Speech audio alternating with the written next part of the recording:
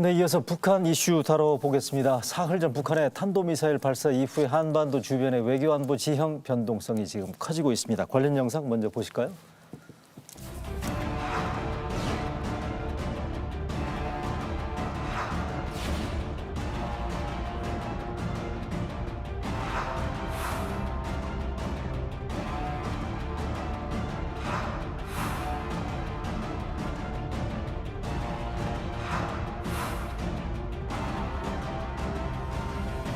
There will be responses if they choose to escalate.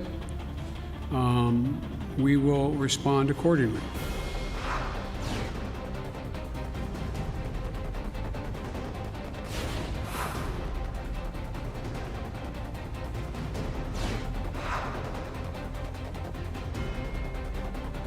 북한의 미사일 시험 발사에 국민 여러분의 우려가 크신 것을 잘 알고 있습니다. 지금은 남북미 모두가 대화를 이어나가기 위해 노력해야 할 때입니다.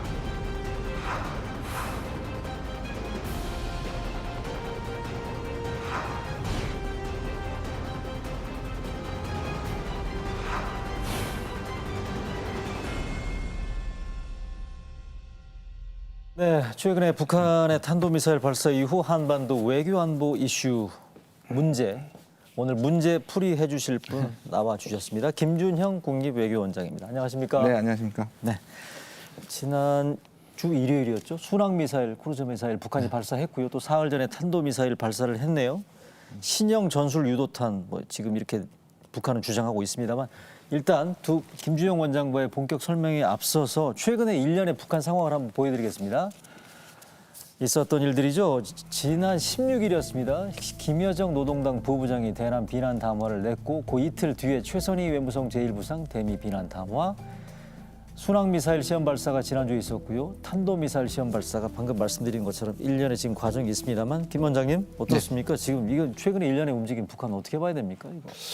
이거? 완전히 시기까지 예견됐다고는 말씀드릴 수 없지만 북한이 이제 미국의 시간이 길어짐에 따라서 일종의 패턴이기도 하고 도발은 예상이 됐었습니다. 이제 문제는 뭐였냐 하면은 그게 이제 전략 도발이나 예를 들어서 ICBM이나 중장거리나 또는 핵실험에 관해서 전체 판이 깨지는 도발은 안 될 것이라고 보고 그러니까 북한이 지금 계속 자기 존재감을 알리기 위해서라도 필요하고요. 또 그다음에 우리는 너무 정치적으로 해석하는 부분도 있는데 실제로 북한이 얘기하는 바도 그렇고 그러니까 자기들의 자위권을 위한 기술 개발들을 계속 할 수밖에 없다는 그것도 분명히 존재를 합니다. 아하. 전략 도발은 정치적 결단이지만 자기들이 이 정도의 단거리나 순항 미사일 같은 자위적 조치에 관해서는 예를 들자면 1년치의 일정이 나와 있는 거죠. 물론 그렇다고 해서 정치적을 고려하지 않는다는 뜻은 아니지만 그 전체적인 기술 개발과 군사력 강화라는 큰 시간표는 분명히 존재한다고 봅니다. 북한 자체적으로 그럼요. 내부에 일정이 있기 때문에 그 일정대로 차착 진행되고. 하지만 그러나 그 순간 마지막에 그 며칠 차이라든지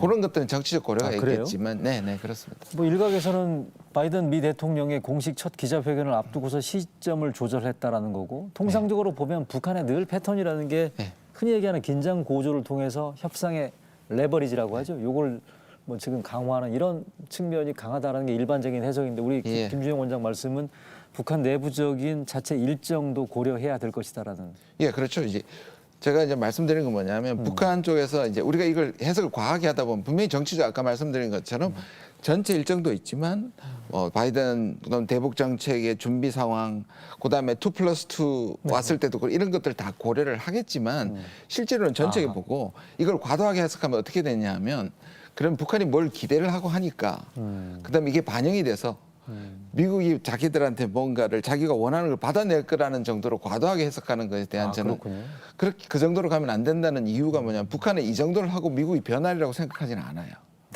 그래요? 그러니까 그걸 북한은 충분히 왜냐하면 지금 북한도 알고 있다. 북한도 알고 있습니다. 요 정도 단거리 미사일에서 이게 반영이 돼서 자기한테 대화에 나오지 않는 그럼 이런 과도한 해석으로 가기가 쉽기 때문에 제가 그 말씀을 드리는 겁니다. 아 그렇군요. 그러면 잠깐만요. 그럼 바이든 대통령이 어제 있었던 공식 첫 기자회견에서 북한 관련 언급을 일단 보면서 다시 한번 김준형 원장 설명을 들어볼까요? 네네. We're consulting with our allies and partners and there will be responses if they choose to escalate. We will respond accordingly. But I'm also prepared for some form of diplomacy. 저 김주영 원장님, 요거 어떻습니까? 바이든 그러면 북한의 의도를 잠깐 짧게 설명을 해주셨는데 바이든 대통령의 방금 워딩 긴장 고조하면 상응 조치에 나서겠다는 게 1번 하나 있었고 네, 두 번째 외교도 준비가 돼 있다. 어디에 방점이 찍혀 있다고 보세요? 뭐 저거는 새로운 게 아니고요. 민주당의 그렇죠. 방식인 거고 우리가 민주당과 공화당의 차이는 뭐냐면 제재나 압박이나 긴장 수위를 높이는 자체가 목적이 된 경우도 꽤 많습니다. 공화당은. 그 자체로 북한의 붕괴까지 간다든지. 그럼 민주당의 입장은 민주당도 수단입니다. 예를 들어서 압박이나 제재나 긴장이. 그러나 대화를 이끌고 마찬가지로 북한과 마찬가지로 대화를 할 때도 네. 압박을 통해서 가야지만 이것이 회담에서도 협상에도 유리한 위치를 차지한다는 것이 설리반이나 블링컨의 생각이기 때문에 그렇게 보시면 될 것 어느 같습니다. 한쪽에 무게추가 기울어 있다는 얘기는 아니고 그렇습니다. 당연히 네네. 제재 이게 상응 조치에 나서겠다는 압박 메시지와 더불어서 외교에 대한 유화 메시지. 유화 메시지를 같이 보내는 겁니다. 그게 정상적인 얘기라는 거예요. 그러면 미국이 아까 말씀하신 것처럼 북한 스스로도 미국이 자기네 기대대로 움직이지 않을 거라는 북한도 알고 있을 거라고 말씀해 주셨습니다만 이건 어떻습니까? 지금 미국의 대북 정책 리뷰라고 하죠. 검토라고 하던데 이게 지금 어제 나온 기사를 보면 백악관 대변인이 이렇게 얘기했네요. 파이널 스테이지, 마지막 막바지 단계라고 얘기를 했는데 대충 윤곽 같은 거 우리 원장님께 여쭤볼 수 있을까요? 뭐 저도 자세한 내용은 모릅니다만 뭐 한 달 몇 주 전부터 이 얘기는 계속 나왔고요. 제가 알기로도 거의 막바지다. 그리고 이제 말씀하신 것처럼 젠 사키 이제 대변인이 말을 했고 또 하나 더 붙여서 이제 그 안보장관, 삼국 안보장관, 안보보좌관 회기 때가 아마 가장 중요한 모멘텀이 이번 되겠다. 주. 예, 네. 이번 주죠. 이번 주입니다. 한미일. 그렇습니다. 그러니까 그 부분에 대해서는 기본적으로 뭔가 서프라이즈는 없을 거라고 생각합니다. 아 그래요? 예. 왜냐하면 그러니까 전혀 생각지도 못한 아주 깜짝 깜짝이라는 전환은 없을 아이디어는 거다. 없다. 그리고 사실 그런 게 나올 만한 것도 상황도 아니다, 맥락도 아니다고 저는 보고요. 그래요? 그러면 아까 말씀하신 혹시라도 국민들이 궁금해하는 것 가운데 하나가 오바마 행정부 때의 뭐 스트래티직 페이션스라고 하죠. 전략적 인내 정책, 북한에 대한 요거 가능성이 있다고 보세요. 제가 이 바이든 정부 출범 전부터 이렇게 하면서 계속 일종의 저의 희망적 사고이기도 하고 전략적 인내가 부활하지는 않을 것이 가능성이 더 많다고 얘기를 해왔고 그다음에 그런데 지금 상황들을 이렇게 좀 종합시켜 보면 북한이 아까 같이 이렇게 단거리를 쏘고 그다음에 협상을 기대하고 그다음에 조금만 유화 조치를 하면 북한도 나오고 이런 상황이면 괜찮은데 북한 스스로도 크게 기대를 하지 않고 기대를 하지 않는다는 말은 미국이 더 많은 걸 줘야 나가겠다는 얘기가 지금 다 포함되어 있거든요. 미국한테. 미국이. 그렇지. 그러니까 선대선 강대 미국이 사실 이 문제 공은 미국에 있다는 것이 미국이 기본적인 더 양보를 것이죠. 해야 된다는 그렇죠. 얘기죠. 그것이 몇 가지 유순한 온건한 대화 정도거나 대화하자는 거나 또는 대화 접촉 시도 가지고는 안 된다는 게 지금 북한 얘기거든요. 북한 얘기군요. 대북 적대시 정책을 완전히 포기한다는 것을 사전에 약속하지 않는 회담은 안 나가겠다는 것이 분명해 보이기 때문에 결론적으로 저는 뭐 8년간 오바마 때처럼 전략적 인내로 가지는 못하더라도 상당히 서로 지켜보면서 서로 기다리는 먼저 나오기를 기다리는 그게 이제 결국은 짧은 기간이라도 전략적 인내의 부활 가능성이 전혀 없지는 않다는 생각으로 바뀌고 일종의 있습니다. 힘겨루기나 신경전 양상이 장기화될 가능성을 배제할 수 없다는 거고요. 그럼 어제 저기 북한 군부 2인자가 내놓은 혹시 자막 준비되어 있습니까? 리병철 노동당 중앙위원회 비서죠. 그 북한의 리병철 노동당 중앙위원회 비서가 무슨 얘기를 했냐면 지금 보고 계시죠. 생각 없는 발언을 계속하면 좋지 않은 일에 직면하게 될 것이다. 미국의 군사적 위협을 이 부분 미국 본토에서 제압할 수 있는 자위적 권리를 북한은 가져야 한다. 요거 있잖아요. 미국 본토에서 제압할 수 있는 자위적 권리 이게 무슨 얘기죠 이거? 그러니까 지금 이 얼마 전에 이번에 이제 순항하고 탄도미사일을 하기 전에 군사 훈련, 한미 군사 합동 군사 훈련을 재개한 것에 대한 불만을 하면서 그걸 축소시켰다고 해서 우리가 좋아할 줄 알았느냐? 약식으로 했죠. 약식으로 하더라도 그거는 문제가 됐다. 그리고 그다음에 예고한 게 뭐냐면 남북 군사 협의에 대해서 자기들이 이제 무시하겠다는 식으로 나왔고요. 그러니까 자기들도 맞추는 겁니다. 선대선 강대 강입니다. 지금은 단거리지만 미국이 만약에 우리를 위협하는 것까지 되면 우리도 미국 본질을 위협할 수 있는 전략 도발의 가능성과 능력을 가지고 있다는 것들을 경고하는 거죠. 뭐 흔히 얘기하는 ICBM, ICBM을 얘기하는 SLBM, 겁니다. ILBM, 그죠? 중거리 탄도 그러니까. 미사일이나 장거리 미사일. 예, 예. 그 부분들 그렇죠. 미국 우리가 그 정도 능력 갖고 있던 건 잊어버리지는 않았겠지라고 그 정도 얘기하는 메시지입니까? 부분이죠. 예, 그런 추가 거죠. 도발하겠다는 추가 얘기는? 도발하는 거지만 그걸 도발하겠다는 것보다는 미국도 만약에 강대로 나왔을 때는 우리도 강대로 하겠다. 지금은 맛보기라 그럴까요? 네. 자기들 입장에서는. 네. 그러니까 수위를 맞춘 거다. 한미 군사 훈련을 했으니까 단거리를 쏘는 거다라는 식으로 정치적으로 해석을 하는 거죠. 네. 그렇네요. 자, 그러면 혹시라도 추가 도발, 그러니까 이번엔 단거리 미사일이었습니다만 조금 더 강도를 높여서 북한이 추가 도발에 나섰을 경우에 네. 일단 유엔 대북제재위원회도 열렸고요. 예. 미국이 택할 어떤 제재 카드라는 게 있을까요? 그게 이제 가장 어려운 부분이고 그래서 아까 말씀드린 것처럼 미국이나 북한이나 사실 지금 굉장히 긴장이 약간 올라가는 상황인데 문제를 해결할 만한 카드가 있느냐는 겁니다. 그러니까 미국도 실질적으로 북한에게 제재를 올린다든지 압박 수위를 올리는 것인데 트럼프 때처럼 실제로 전쟁 직전까지 가는 것은 본인이 원하지도 않는 것이고 바이든 지금의 행정. 미국 내부의 사정을 고려할 때 결코 바람직하지 않거든요. 그렇게 보면 과거에 썼던 것들인 거죠. 제재위원회를 하고 또 추가 뭐 몇 명을 제재를 한다든지. 말씀하시는 거는 경제 제재네요. 그렇죠. 네. 그런 것들을 하는 자체가 사실상 북한의 행동을 바꿀 수 있느냐 하는 문제가 한계가? 사실 한계가 있다는 거죠. 어렵네요. 그럼 우리 정부는 어떻습니까? 그제 북한 그 문재인 대통령이 서해 수호의 날에서 남북미 모두가 대화를 위해서 노력해야 될 때라. 뭐 원론적인 얘기로 읽혀지긴 합니다만 지금 긴장 보조는 전혀 도움이 안 된다는 그런 메시지인 것 같습니다. 그런데 지금 이 시점에서 우리가 취할 선택지 이전에 중재자 역할은 어렵지 않습니까? 근데 이제 보통 왜 우리가 중재자, 당사자 이렇게 정체성이 혼란되냐 하는 데는 구조적으로 그렇습니다. 왜냐하면 북한 문제와 북미 문제가 한반도 문제의 가장 중요한 두 축입니다. 그렇죠. 남북 문제는 우리가 당사자지만 네. 이 핵 문제고 제재 문제는 북미 문제이자 국제 문제입니다. 유엔. 그러니까 근데 문제는 남북이 가고 싶어도 이것이 앞에 제재라는 걸림돌이 있으니까. 그래서 우리는 이 걸림돌을 해소하기 위해서는 중재자가 되는 것이고 북한을 설득하기 위해서는 당사자가 되는 것이죠. 이 두 가지가 동시에 있기 때문에 어느 하나를 우리가 취사 선택할 수는 없는 부분이라고 생각하고요. 그래서 북미 문제에서는 우리가 중재자가 되는 수밖에 없고요. 그걸 미국을 설득하고 있고 지금 그 2+2 때 미국의 국방장관이 왔을 때도 우리가 꾸준히 그리고 그때는 분명히 듣겠다라는 것이었고 지금도 그렇습니다.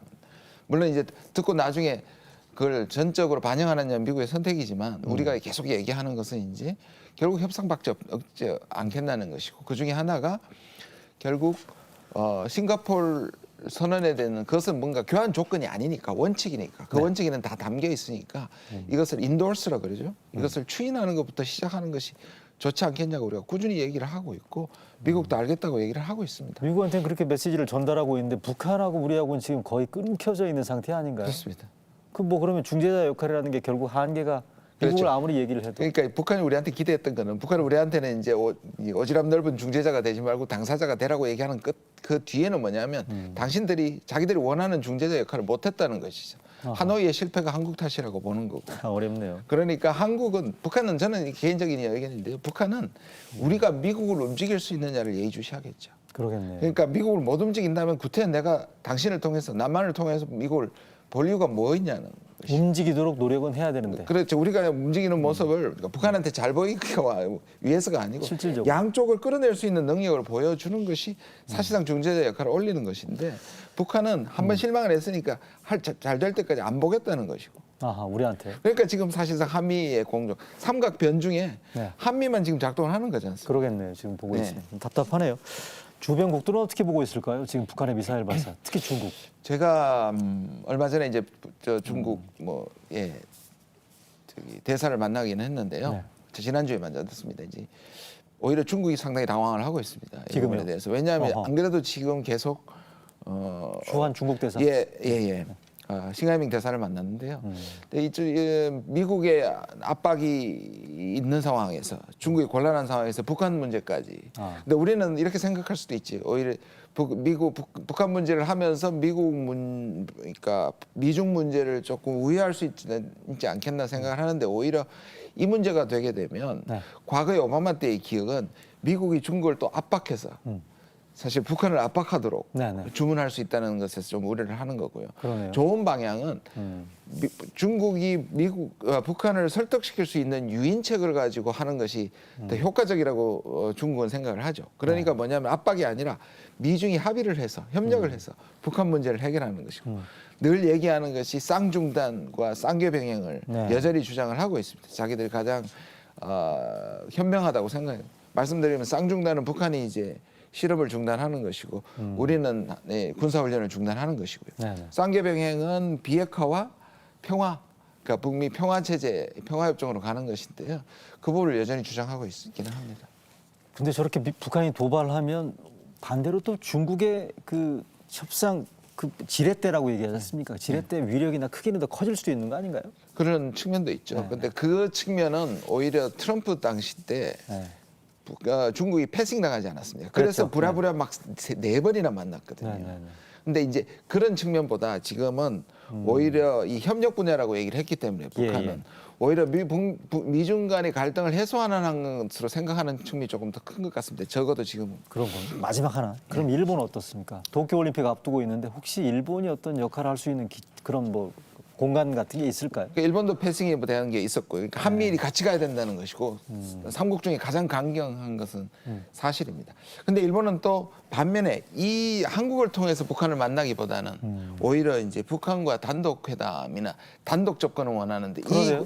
한미일 안에서는 오히려 가장 강경하면서 한미일이 오히려 북한을 압박하는 쪽으로 주장하고 있는 것이 사실입니다. 아이고, 좀 복합방정식 같습니다. 한 판에 이렇게 끝날 것 같지는 않은데 어쨌든 간에 이런 복잡한 북미 현안이랄지요. 외교 현안들이 등장할 때마다 어디선가 나타나가지고 이렇게 쉽게 설명해 주시는 김준영 국립외교원장인데요. 오늘도 기대에 부응했는지 시청자분들 반응이 궁금하고요. 오늘 말씀 잘 들었습니다. 고맙습니다. 네, 고맙습니다.